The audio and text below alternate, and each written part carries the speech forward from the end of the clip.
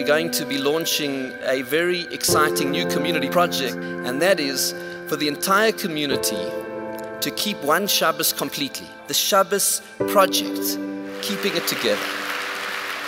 Yeah, when I first heard about the project, which was at Sinai and Darba, I thought, who's going to buy into it? You know, Shabbos is, it's like for the from yid, you know? There were a lot of skeptics, you know, when we started to first talk about it. There were people who said, look, you know, this thing's just not going to work. How are people going to be keeping the whole of Shabbos if they've never kept it before? There were a number of people who weren't so sure that they would want to keep Shabbos. Yeah, it was a tall order that the rabbi was asking for.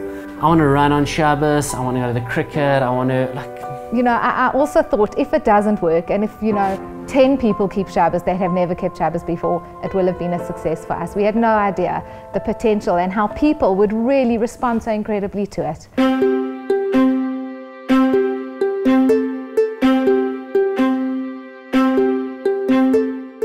The campaign started a little bit before Rosh Hashanah. It was in the schools and in the shuls, and then there came a moment where it seemed like everybody was doing it. First of all, you must understand the advertising that was before the Shabbos project took over the city, and it was the kind of thing I would be in the shops, and the question you asked each other was, so what are you doing? You know, what's happening for you this Shabbos? For me, it was wanting to do something more, wanting to not go shopping on a Saturday morning, wanting to spend more time with the family. And I think that everyone cottoned on to the idea of, it's not such a bad idea, this is actually quite a great idea. You know what, let's do it. There was a tipping point where now everybody was doing it.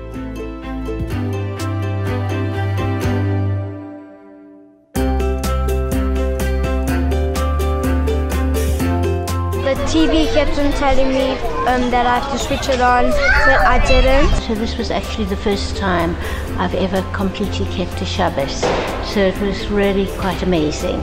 We've never like really kept Shabbos properly. It was actually quite nice. I didn't realize how easy it would be. The streets were just filled with all different walks of Jews, but all walking. There were almost no cars. My kids said to me, wow, I didn't realize that they were Jewish. I didn't know that that family actually are a Jewish family. It brought Jews out of the woodwork, and my kids were completely inspired. So there was a mass movement. It was a people's experience. This was the Jewish Spring, where the whole campaign went viral and that people owned it. It took on a life of its own. We wanted to be part of the Shabbos project, and because our family lived too far to walk to, we were going to be on our own. So I bumped into Kim and asked her where they were going to be, and she said that they would be home alone. And we chatted and we decided that we would do something together. By the time word got round, we had 16 families here. Because we just got us together, us brought another 2 and another 4 and another 6. So I think throughout the evening we must have had about 100 odd people through the garden. There were so many families here, and it was just such a special night, and it was just a very special evening for all of us to be together and to celebrate Shabbos. Clive Blechman just decided he wanted to invite his friends across for a Friday night dinner, for a Shabbos dinner in the street. So he invited a few immediate neighbors, and the next thing, this went viral. There were SMSs and was on Facebook. But by the time the Shabbos project arrived, there were more than 500 bookings for people to eat their Friday night Shabbos dinner out in the streets in the Oaklands area. And then we had these tables set out in Park Street, and it was sublime. It was yids that you would think would never have come were there, and it was, if I may use the word, stunning. It stunned me. Yeah, and that's when I realized the genius of what was being done. I think it was a great night. You know, who could actually have dreamed and expected and predicted that the vast majority of the South African Jewish community of 75,000 Jews would actually keep one Shabbos together? It was just so beautiful, the whole atmosphere. Oh, I get chills just thinking of it. When we actually came down to saying the benching after meals, there were families here that had never benched before. Had they ever benched before? And that was like, I think, the crux of the evening, that actually everyone remembered that moment. And we were so glad that we were part of that. So people asked us, why the whole of Shabbos? Why not just a Friday night? Why should we do the whole of Shabbos? We just felt that people would respond to this incredible challenge of keeping Shabbos in its entirety. What the Shabbos project showed is that everybody can do it. It's doable.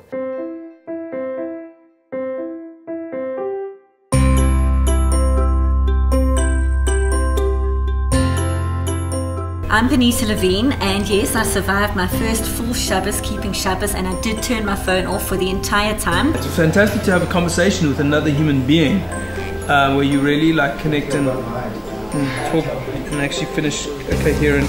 Today was mine and his first Shabbos. It was so peaceful, so nice. First, not the last. Hold on, just let me check this tweet. Yeah. I've never really kept Shabbos in my life, but I committed myself and had a very spiritual, very quiet, very special weekend. So what were we saying? Yeah. And the amount of people who kept Shabbos for the first time in their life was mind-blowing. We have hairdressers complaining that they had no business. We have golf clubs saying that they were just empty. And on and on. I think that the guidebook was actually a key part in this whole campaign. I asked Gina to write this guide on how to keep Shabbos because it made it doable. And I think that was such a key part where people responded, because all of a sudden something which is so special like keeping Shabbos felt like, well, it's an impossible dream, and it made that dream a reality. It was really something that they could take and read and learn, and by learning how to keep Shabbos, everybody and anybody who wants to could very much make it their own.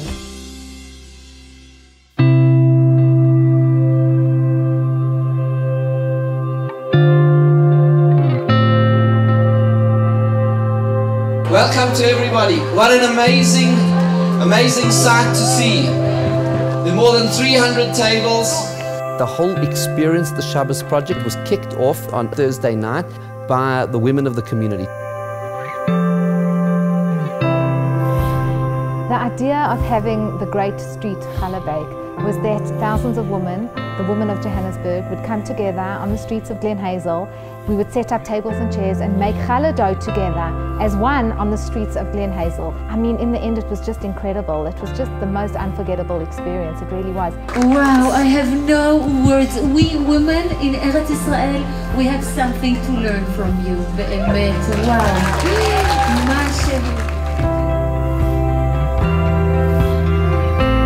There were over 2,000 women at the challah bake. Unbelievable. The vibe is something difficult to describe. There was this energy, this open-heartedness. It was just something like you've never experienced before.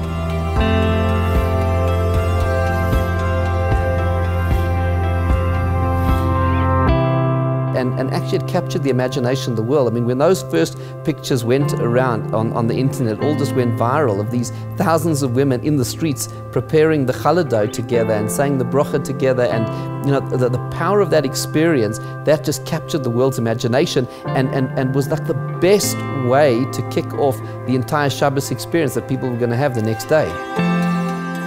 The beauty about the Shabbos project and the beauty about Shabbos in general is that it's for every Jew. It doesn't matter who you are, where you come from, what your level of observance is, what you normally do, what you don't normally do. It's for every single person. It doesn't matter what denomination you come from and whether a person's affiliated and who they're affiliated to or not affiliated. Shabbos belongs to the entire Jewish people. This was a Jewish unity project, and that was the byline of it all, is keeping it together, that it belongs to each and every single person.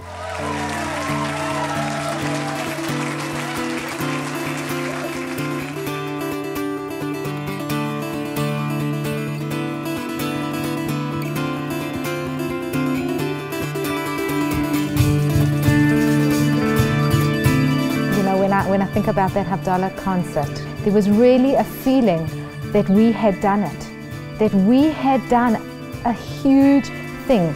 It can be done.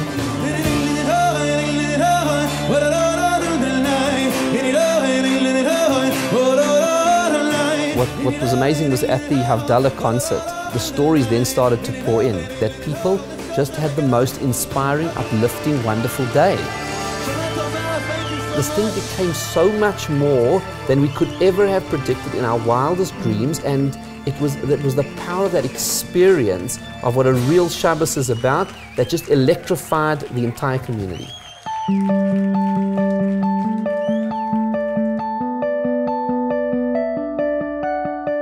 The big question after the Shabbos project is, where are we going in the future with the Shabbos project? What are we doing next year with the Shabbos project? There has to be a next step.